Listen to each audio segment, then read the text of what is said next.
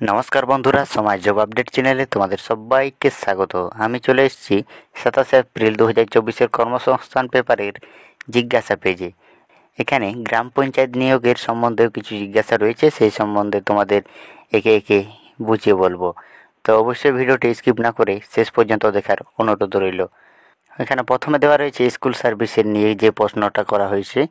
Education বিষয়ে honours degree করার পর স্কুল সার্ভিসের চাকরির ক্ষেত্রে প্রথমে এমএড না বিএড করলে চাকরির ক্ষেত্রে বেশি সুযোগ পাওয়া যাবে। এখানে শ্রেয়া মণ্ডল বাকি থেকে সহরারহাট দক্ষিণ 24 পরগনা থেকে প্রশ্নটি করেছেন। এখানে উত্তরে বলা হয়েছে ডিগ্রি কোর্স করার পর বিএড কোর্স পাস হতে হবে। তো এখানে ডিগ্রি কোর্স করার পর তোমাদের বিএস কোর্স কিন্তু পাস হতে হবে। তারপরে এখানে দেওয়া রয়েছে একাদশ ও দ্বাদশ শ্রেণীতে পড়ানোর জন্য কেমন শিক্ষাগত যোগ্যতা দরকার, নিয়োগ পদ্ধতি ও সিলেবাস সম্বন্ধে জানাবেন। প্রশ্নটি করেছেন বিষ্ণু রজক, সুতলিপাট্টি, আলিপুরদুয়ার থেকে। মোট অন্তত 50% নম্বর পেয়ে যে কোনো শাখায় পোস্ট গ্রাজুয়েট ছেলেমেয়েরা সংশ্লিষ্ট বিষয়ের জন্য আবেদন করতে পারেন। সংরক্ষিত ক্যাটাগরির প্রার্থীর বেলায় অর্থাৎ তপশিলি জাতি, তপশিলি উপজাতি, ওবিসি সম্প্রদায় আর প্রতিবন্ধী প্রার্থীরা নম্বরে 5% ছাড় পাবেন। বিএড কোর্স পাস হতে হবে। এবার সিলেবাস বদল হবে ও পরীক্ষার পদ্ধতিও বদল হওয়ার সম্ভাবনা আছে। এরপরে দেওয়া রয়েছে মাদ্রাসা সার্ভিস কমিশনের যে পরীক্ষা 3রা মার্চ ছিল তার ফল কবে বেরোবে। এখানে প্রশ্নটি করেছেন মফিদুল শেখ, শান্তিপুর নদিয়া থেকে। এখানে উত্তরে বলা হয়েছে ফল বেরোতে দেরি আছে, এখানে সরাসরি বলে দেওয়া হয়েছে। এখানে 22 এপ্রিল কলকাতা হাইকোর্টের ডিভিশন বেঞ্চ এক রায়ে জানায় প্রায় 20,000 শিক্ষক ও গ্রুপ ডি কর্মীর চাকরি বাতিল হয়েছে। সেই সঙ্গে তাদের কর্মজীবনের মাইনেও ফেরত দেওয়ার নির্দেশ দিয়েছে। তাহলে কি নতুন করে নিয়োগের বিজ্ঞপ্তি বেরোবে? পাপিয়া দাস হুগলি থেকে প্রশ্নটি করেছেন। কলকাতা হাইকোর্টের রায় কার্যকরী হলেও অবশ্যই সেই সব শূন্য পদে দ্রুত নিয়োগ করবে সরকার। এ বিষয়ে হাইকোর্টের সিদ্ধান্ত চূড়ান্ত হিসেবে ধরা হবে। এরপরে এখানে দেওয়া রয়েছে প্রাইমারি সম্বন্ধে কিছু প্রশ্ন। 2023 সালে প্রাইমারি টেট পাসদের ইন্টারভিউ কবে থেকে হবে? নিয়োগ প্রক্রিয়া সম্পূর্ণ হতে কত সময় লাগবে? 2024 সালের মধ্যে নিয়োগ হবে কি? এক্স সার্ভিসম্যান প্রার্থী নিজের জেলাতে চাকরি পাবে কি? এখানে প্রশ্নটি করেছেন অমিত কুমার কবিরাজ, তেহট্ট নদিয়া থেকে। এখনও ইন্টারভিউর জন্য দরখাস্ত নেওয়া শুরু হয়নি, তবে এবছরের মাঝামাঝি ইন্টারভিউ শুরু হতে পারে। নিয়োগ সম্পূর্ণ হতে পারে 2024 সালের শেষের দিকে কিংবা 2025 সালের প্রথম দিকে। এখানে এক্স সার্ভিসম্যানরা নিজের জেলাতেই চাকরি পাবেন। এরপর এখানে দেওয়া রয়েছে 2022 সালের প্রাইমারি টেট পাস করেছি, কত বছর পর্যন্ত টেট সার্টিফিকেট বৈধ থাকবে? গৌরব বসাক, পাওয়ার হাউস, বালুরঘাট, দক্ষিণ দিনাজপুর থেকে প্রশ্নটি করেছেন। এখানে উত্তরে কী বলা হয়েছে দেখে নিই। এখানে সারা জীবন টেট সার্টিফিকেট কিন্তু বৈধ থাকবে। যাদের এই সম্বন্ধে জিজ্ঞাসা ছিল তারা অবশ্যই এইটা একটু দেখে নেবে ভালো করে। সারা জীবন কিন্তু টেট সার্টিফিকেটটা কিন্তু তোমাদের বৈধ থাকবে। পুলিশের চাকরিতে কী বলা হয়েছে? এখানে মেকআউট থেকে বিটেক করেছি, পশ্চিমবঙ্গ পুলিশের সাব ইন্সপেক্টর পদের জন্য শতকরা হার কী লিখব? এখানে সিজিপিএ 9.00 গ্রেড দেওয়া আছে। রূপম দাস মুর্শিদাবাদ থেকে প্রশ্নটি করেছেন। এখানে উত্তরে বলা হয়েছে সিজিপিএ নম্বর পার্সেন্টেজে কনভার্ট করতে হবে, মানে সিজিপিএ যা আছে তার সঙ্গে সর্বদা 9.5 গুণ করলে শতকরা হার বেরোবে।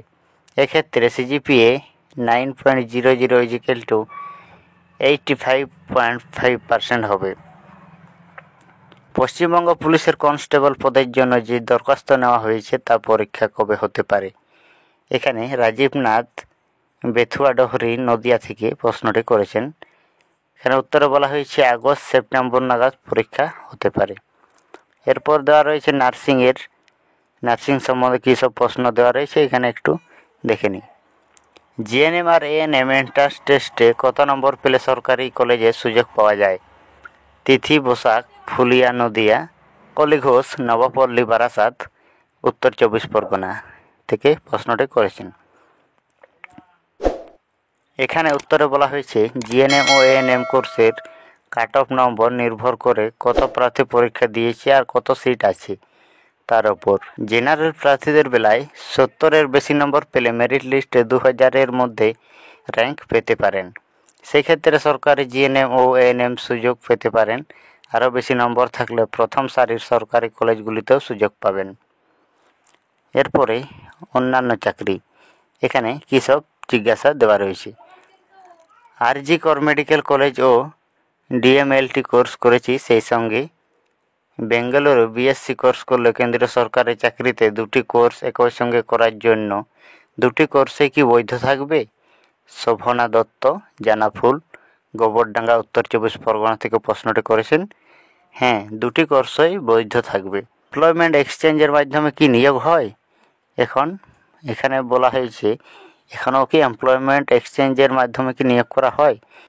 এমপ্লয়মেন্ট ব্যাংকে নাম লেখালে কি সরাসরি চাকরি পাওয়া যায়? বাণী দাস, কাঞ্জিপাড়া, বারাসাত, উত্তর 24 পরগনা থেকে প্রশ্নটি করেছেন। এখানে উত্তরে বলা হয়েছে এমপ্লয়মেন্ট এক্সচেঞ্জ এখন আর নেই, জেলায় জেলায় এমপ্লয়মেন্ট ব্যাংক তৈরি হয়েছে। সরকারি বা বেসরকারি দপ্তরে চাকরির জন্য কিংবা সরকারি কোনো কোর্স করার জন্য এমপ্লয়মেন্ট ব্যাংকে নাম নথিভুক্ত করতে পারেন। এছাড়াও যুবশ্রী প্রকল্পের কাজ এমপ্লয়মেন্ট ব্যাংকের মাধ্যমে হয়। এরপরে স্বাস্থ্য দপ্তরে স্বাস্থ্যকর্মী কিংবা নার্স পদে কীভাবে নিয়োগ হয়? এখানে বিজ্ঞপ্তি কখন বেরোয়? এখানে মনিকা ঘোষ, কাদামারা, উত্তর 24 পরগনা থেকে প্রশ্নটি রেখেছেন। এখানে উত্তরে বলা হয়েছে স্বাস্থ্য দপ্তরে নিয়োগ হয় পশ্চিমবঙ্গ হেলথ রিক্রুটমেন্ট বোর্ডের মাধ্যমে কিংবা সংশ্লিষ্ট জেলার স্বাস্থ্য দপ্তরের মাধ্যমে। স্টাফ নার্স সহ একাধিক স্বাস্থ্যকর্মী পদে সংশ্লিষ্ট জেলায় স্বাস্থ্য দপ্তর বিজ্ঞপ্তি দিয়ে দরখাস্ত নেয়। নিয়মিত কর্মসংস্থান পড়ুন এবং স্বাস্থ্য দপ্তরে নিয়োগের বিজ্ঞপ্তি বেরোলেই কর্মসংস্থানে দেওয়া হয়। এরপরে দেওয়া রয়েছে রেলে চাকরি। রেলে চাকরির কী সবখানে জিজ্ঞাসাবাদ রয়েছে। রেলে কনস্টেবল পদের জন্য ওবিসি প্রার্থীদের উচ্চতা কত থাকতে হবে? সুব্রত প্রামাণিক, এখানে বাঘাযতীন, কলকাতা 92 থেকে প্রশ্নটি করেছেন। সাধারণ আর ওবিসি প্রার্থীদের বেলায় শরীরের মাপজোক হতে হবে ছেলেদের বেলায় লম্বায় অন্তত 165 সেমি, বুকের ছাতি না ফুলিয়ে অন্তত 80 সেমি আর ফুলিয়ে 85 সেমি ও ওজন হতে হবে উচ্চতার সঙ্গে সামঞ্জস্যপূর্ণ। এরপরে এখানে রবীন্দ্র মুক্ত বিদ্যালয় থেকে উচ্চ মাধ্যমিক আর নেতাজি সুভাষচন্দ্র বিশ্ববিদ্যালয় থেকে স্নাতক হয়েছি। রেলের এনটিপিসি ক্যাটাগরিতে দরখাস্ত করতে পারবো কি? এখানে সৌমশ্রী ধারা, বাগসাড়া, হাওড়া থেকে প্রশ্নটি করেছেন। এখানে উত্তরে বলা হয়েছে হ্যাঁ, পারবেন। এরপর দেওয়া রয়েছে রেলে আরপিএফের কনস্টেবল পদের জন্য বয়স কি বাড়ানো হয়েছে? চঞ্চল মল্লিক, মছলন্দপুর, উত্তর 24 পরগনা, বিকাশ মাঝি, খড়িবাড়ি শাসন, উত্তর 24 পরগনা থেকে দুজন প্রশ্নটি রেখেছেন।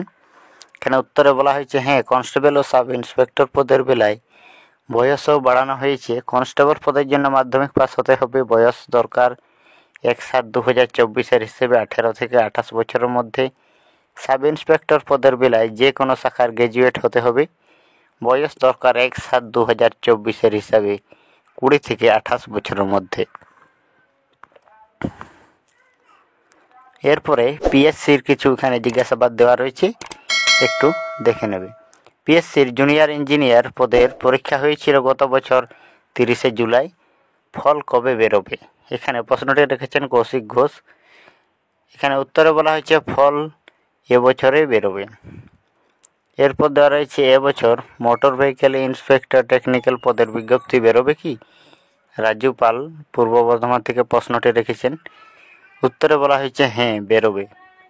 এরপরে দেওয়া রয়েছে ক্লাসিক পার্ট বিতে ইংরেজিতে 50 নম্বর আর বাংলায় 50 নম্বরের যে পেপার থাকবে তার মধ্যে দুটি পেপারেই কি পরীক্ষা দিতে হবে? মিতালি নাগ, শিলিগুড়ি থেকে প্রশ্নটি রেখেছেন। এখানে বলা হয়েছে দুটি পেপারেই পরীক্ষা কিন্তু তোমাদের দিতে হবে। অনেকে কিন্তু পঞ্চায়েত নিয়োগের জন্য রেজিস্ট্রেশন করেছো, বা যারা করোনি তারা অবশ্যই আমার চ্যানেলে ভিজিট করে পঞ্চায়েত রেজিস্ট্রেশনের full step by step video দেওয়া রয়েছে, অবশ্যই ভিডিওটি দেখে নেবে।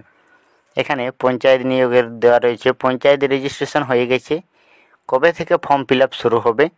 অতনু দাস, সিঙ্গুর, হুগলি থেকে এবং চন্দন পরমাণিক, নারায়ণগড়, পশ্চিম মেদিনীপুর থেকে প্রশ্নটি রেখেছেন। এখানে কিন্তু বলা হয়েছে নির্বাচনের পর অনলাইনে দরখাস্ত নেওয়া শুরু হবে। অনেকে কিন্তু এই পঞ্চায়েত নিয়োগের আবেদন প্রক্রিয়া চালু হওয়ার নিয়ে কিন্তু ইউটিউবে বা অন্যান্য সোশ্যাল মিডিয়া প্ল্যাটফর্মে কিন্তু ভুয়ো খবর ছড়িয়েছে।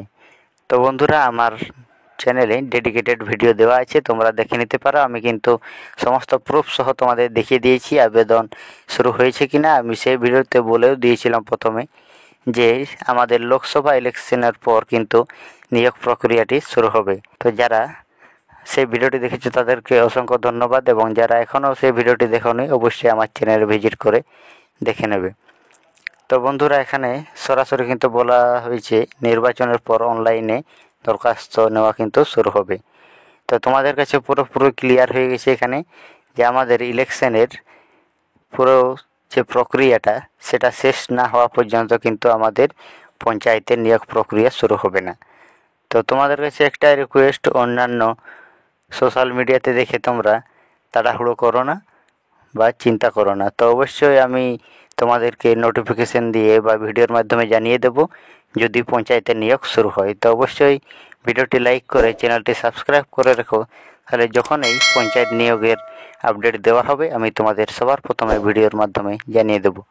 তো বন্ধুরা, আজকের মতো এই পর্যন্তই। দেখা হচ্ছে পরের কোনো ভিডিওতে। জয় হিন্দ, বন্দে মাতরম।